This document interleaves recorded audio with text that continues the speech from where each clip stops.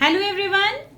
Last video में हमने transportation के बारे में बात करी थी और देखा था कि किस तरीके से जो सब्सटेंसेस हैं उनका ट्रांसपोर्टेशन हो रहा होता है, जिसमें हमने रूट हेयर्स के बारे में बात करी थी, ऑस्मोसिस के बारे में बात करी थी एंड डिफ्यूजन के बारे में बात करी थी। अब यहाँ पे देखेंगे कि जो मिनरल्स हैं वो किस तरीके से रूट हेयर के थ्रू प्लांट्स में पहुंचते हैं।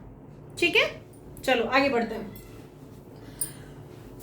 आपकी इस पैराग्राफ में ये बताया गया है कि जो यूजुअली आपके सॉल्ट्स हैं वो क्या करते हैं, वाटर के अंदर डिसॉल्व हो जाते हैं सॉइल में, डन, और उनका क्या हो जाता है, आयनाइजेशन हो जाता है। और जब आयनाइजेशन होता है उसमें कैल्शियम, मैग्नीशियम, नाइट्रोजन और फॉस्फेट या फॉस्फोरस इन सब के फॉर्म में वो प्रेजेंट होते हैं। अब ये सॉल्ट कंटेनिंग जो वाटर है, आयन कंटेनिंग वाटर है, वो रूट हेयर्स के थ्रू अंदर की तरफ मूव करता है, ठीक है, और जाइलम के थ्रू प्लांट में पहुंचता है आगे की तरफ। अब होगा क्या, ये कैसे एब्जॉर्ब किए जाते हैं, ये मिनरल्स जो हैं या सॉल्ट कंटेनिंग आयन जो है या ये ion of salt which is containing in water, means जो वाटर के अंदर ये प्रेजेंट है वो किस तरीके से एब्जॉर्ब किए जाते हैं। उसमें दो प्रोसेसेस इस्तेमाल होती हैं, number 1 diffusion, number 2 active transportation. ये कैसे होता है, आगे बढ़ते हैं। चलिए आपकी बुक देखिए क्या कह रही है। Root absorb many mineral salts from the soil, for example calcium, magnesium, nitrogen, phosphorus etcetera. These salts are dissolved in water in the soil and are prepared in the form of ions. Done.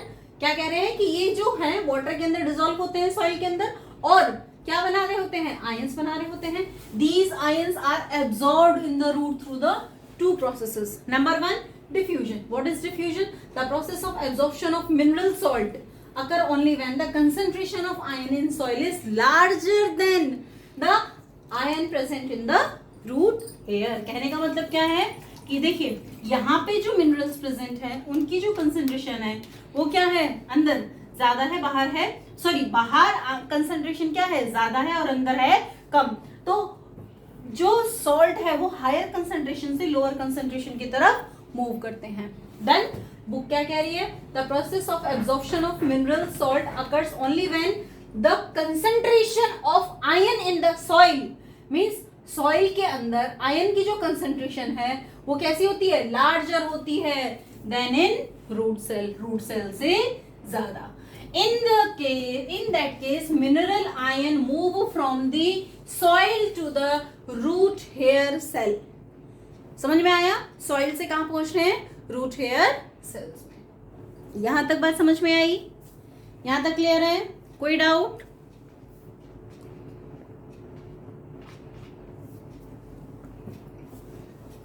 Active transport. Active transport क्या होता है, इसमें ions and minerals move तो करते हैं लेकिन इसमें energy का इन्वॉल्वमेंट होता है। डन। आपकी बुक क्या कह रही है, ये देखिए, active transport involves the uptake of mineral ion from the region of their lower concentration to a higher concentration. Means क्या होगा, ट्रांसपोर्टेशन तो हो रहा है मिनरल्स एंड आयंस का, कहां से, लोअर कंसंट्रेशन से हायर कंसंट्रेशन की तरफ। ठीक है, ये बहुत अच्छा एग्जांपल है, पिक दी हुई है, दिखा रखी है कि देखो बाहर कंसंट्रेशन क्या है, कम है, अंदर कंसंट्रेशन ज्यादा है। समझ में आया, लेकिन फिर भी जो मिनरल्स हैं वो कहाँ हो रहे हैं, अंदर की तरफ मूव कर रहे हैं। तो लोअर से हायर जाने के लिए कुछ ना कुछ एनर्जी, कुछ ना कुछ फैक्टर तो चाहिए। ध्यान इधर, लोअर कंसंट्रेशन से हायर जाना है तो कुछ तो चाहिए, क्योंकि हमेशा जो पार्टिकल्स की मूवमेंट है वो कहां से कहां हो रही होती है, हायर से लोअर की तरफ। ये अपोजिट कंडीशन है। आगे देखिए, normally concentration of iron in the soil is less than that in hair cells, still the cell absorbs the mineral iron through the active transport. बात समझ में आई, बात समझ में आई। हमने अभी तक क्या पढ़ा था कि अभी तक हमने क्या देखा था कि जो पार्टिकल्स की मूवमेंट है या आयंस की मूवमेंट है वो हमेशा हायर कंसंट्रेशन से लोअर कंसंट्रेशन की तरफ मूव कर रही होती है। इस प्रोसेस को हमने बोल दिया था डिफ्यूजन। डन, इसको बोल दिया था हमने डिफ्यूजन। अब हो क्या रहा है कि लोअर कंसंट्रेशन से हायर की तरफ जा रही है, तो इस काम को करने के लिए कुछ ना कुछ एनर्जी फैक्टर हमें चाहिए, एनर्जी की रिक्वायरमेंट होती है। इसीलिए हम कहते हैं जो एक्टिव ट्रांसपोर्टेशन होता है उसमें एनर्जी इन्वॉल्व होती है। Is that clear? Is that clear? Diffusion के थ्रू जब अगर हमारे मिनरल्स का एब्जॉर्प्शन हो रहा है उसमें किसी भी तरह की एनर्जी का इन्वॉल्वमेंट नहीं होता है, लेकिन जब एक्टिव ट्रांसपोर्टेशन हो रहा होता है तो उसमें क्योंकि आपके जो मिनरल्स हैं वो लोअर कंसंट्रेशन से हायर कंसंट्रेशन की तरफ मूव कर रहे हैं, तो वहां पे एनर्जी की इन्वॉल्वमेंट होती है। Is that clear? चल आगे बढ़ते हैं। कंडक्शन इन प्लांट, जितना भी एब्जॉर्ब किया वो आगे की तरफ मूव करेगा, है ना। जाइलम में, फ्लोएम में, इनमें मूवमेंट हो रही होती है, लेकिन अभी हम बात कर रहे हैं किसकी? जाइलम की। जाइलम वो टिश्यू होता है जो वाटर एंड मिनरल्स को लीफ तक पहुंचाने का काम कर रहा होता है। ठीक है, वो क्या कह रही है? Conduction is the process of transportation of one substance from one part of the plant to the another. किसका? हम जो कंडक्शन का मतलब क्या होता है कि हमने कोई भी सब्सटेंस है प्लांट में एक बॉडी पार्ट से दूसरे बॉडी पार्ट तक पहुंचाना है, इसको बोल रहे हैं। प्लांट क्या करते हैं? खुद का फूड प्रोड्यूस करते हैं with the help of photosynthesis. अब जो फोटोसिंथेसिस होती है इसमें क्या क्या हो रहा होता है? प्रोडक्शन हो रहा होता है कार्बोहाइड्रेट्स का, वाटर और कार्बन डाइऑक्साइड की हेल्प से। कहाँ? In the presence of sunlight, जो किसमें ट्रैप की गई है? Green pigment which is known as chlorophyll. Chlorophyll के अंदर की गई है। Water required for photosynthesis absorbed by the root from the soil and has to reach leaves at then as they are main source of photosynthesis या main site of photosynthesis. कहने का मतलब क्या है? यहाँ हम क्या देख रहे हैं कि जब फोटोसिंथेसिस हो रही होती है तो उसमें क्या हो रहा होता है? वाटर का एब्जॉर्प्शन का रिक्वायर्ड हो रहा होता है, वाटर का एब्जॉर्प्शन चाहिए। वाटर के एब्जॉर्प्शन के टाइम पे हमने क्या देखा?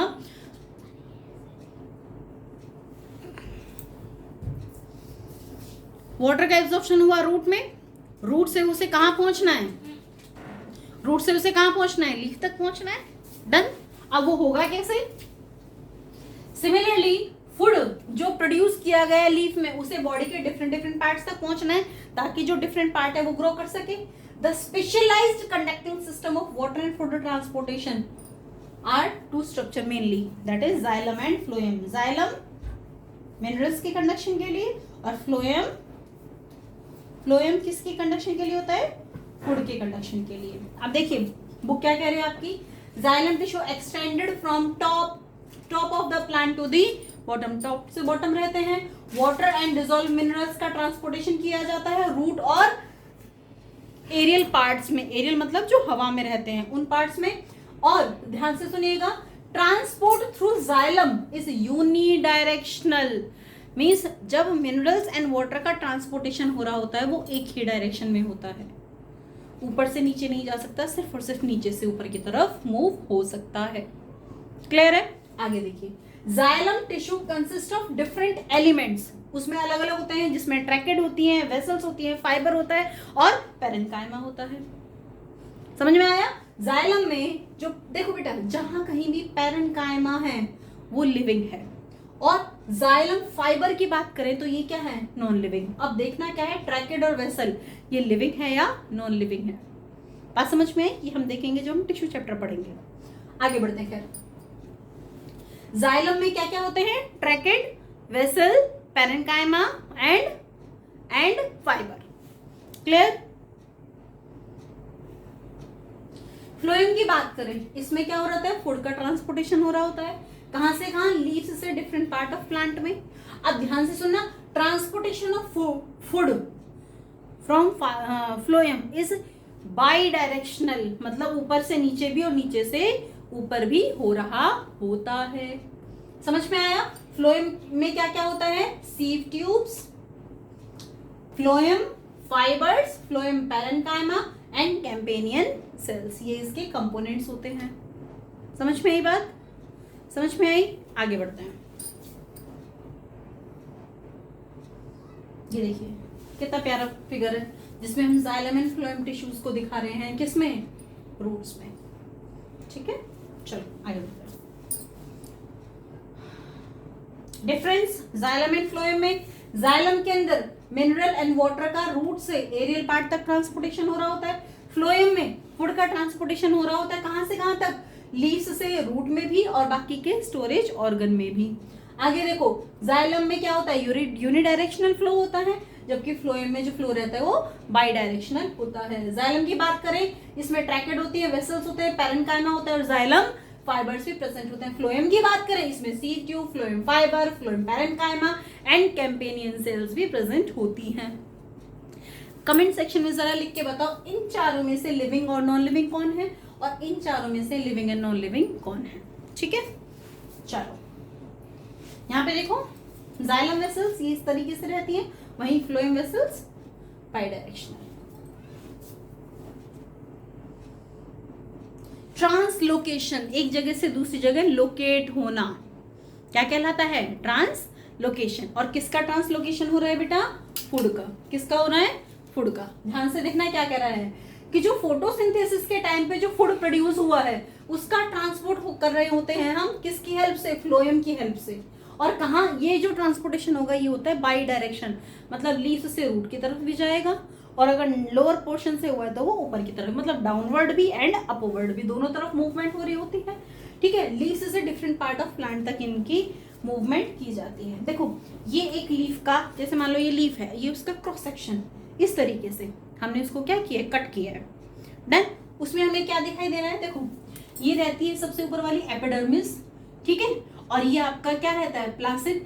ये देखो ये स्पंजी मेसोफिल्स होते हैं ये वाले, ये stomata, open and closed stomata, और यहाँ पे ये वेन्स प्रेजेंट होती हैं जो जाइलम एंड फ्लोएम की रहती है। सबसे ऊपर एक थिन वैक्सी कोटिंग रहती है जिसको हम क्या बोलते हैं, क्यूटिकल बोलते हैं। समझ में आया, तो ये रहता है आपका। और ये जो स्टोमेटा दिख रहे हैं, इन स्टोमेटास की हेल्प से क्या हो रहा है, कार्बन डाइऑक्साइड एंड ऑक्सीजन का ट्रांसपोर्टेशन हो रहा होता है। समझ में आ रहा है ना, तो ये रहता है लीफ। ट्रांसपिरेशन, ट्रांसपिरेशन मैंने आपको बताया था, ट्रांसपिरेशन क्या हो रहा होता है, लीफ से जो वाटर का क्या हो रहा होता है, इवेपोरेशन हो रहा होता है, उसको हम क्या बोलते हैं, ट्रांसपिरेशन। अगर ये ना हो तो ये एक सेक्शन जनरेट ना करे, एक ट्रांसपिरेशनल पुल जनरेट ना करे, जिसकी हेल्प से क्या हो, जो वाटर एंड मिनरल है वो एब्जॉर्ब होंगे ही नहीं। ठीक है, आपकी बुक क्या कह रही है, देखिए ये क्या है, ड्राइविंग फोर्स है जो कहाँ बिहाइंड में लग रहा होता है, अपवर्ड मूवमेंट ऑफ वाटर, जो वाटर का जाइलम के थ्रू अपवर्ड मूवमेंट करा रहा होता है, जो एक अनदर फिनोमेना होते हैं जिसको हम क्या बोलते हैं, ट्रांसपिरेशन। ट्रांसपिरेशन क्या है कि वाटर लीव्स से कॉन्टिन्यूसली इवेपोरेट कर रहा है, जिसकी वजह से जाइलम में वाटर का अपवर्ड डायरेक्शन में क्या हो रहा होता है, मूवमेंट। इसको आप इस तरीके से समझ सकते हो, आप एक स्ट्रॉ से पानी पी रहे हो, अगर आप स्ट्रॉ से पानी पी रहे हो और ऊपर वाले पानी को सक करके आप ले नहीं लोगे तो क्या स्ट्रॉ में नीचे से पानी एब्जॉर्ब किया जाएगा, नहीं। कुछ ऐसा ही हो रहा होता है प्लांट्स के अंदर, अगर ट्रांसपिरेशन नहीं होगा तो जो वाटर है उसमें एक सेक्शन नहीं बनेगा, जिसकी वजह से रूट्स से वो वाटर ऊपर की तरफ मूवमेंट नहीं करेगा। इज दैट क्लियर, आगे चलते हैं। स्टोमेटा और ओपनिंग एंड क्लोजिंग आपको भी पता है, और ये किडनी शेप्ड जो सेल रहती है, गार्ड सेल, गार्ड सेल्स से वाटर का ट्रांसपिरेशन हो रहा होता है। ठीक है, चलो आगे बढ़ते हैं। इंपॉर्टेंस क्या है, एक्सेस अमाउंट ऑफ वाटर को रिमूव करने के लिए, जिससे प्लांट गलता नहीं है, बच जाता है। सॉल्ट एंड वाटर का जो कंटेंट है प्लांट के अंदर वो बनाए रखता है। कूलिंग इफेक्ट दे रहा होता है, जैसे घड़ा होता है आपका, घड़े से वाटर जब इवेपोरेट हो रहा होता है तो वहाँ पे कूलिंग सेंसेशन दे रहा होता है, वहाँ से एक्सेस अमाउंट ऑफ एनर्जी को निकाल रहा होता है। एग्जैक्टली सेम तरीके से यहाँ पे भी कूलिंग इफेक्ट देने का काम करता है प्लांट्स के लिए, और वाटर का एब्जॉर्प्शन रूट की हेल्प से करने के लिए रिस्पॉन्सिबल होता है। क्लियर है, अब आ रहा है हमारा ट्रांसपोर्टेशन इन एनिमल्स, ये पढ़ेंगे नेक्स्ट वीडियो में।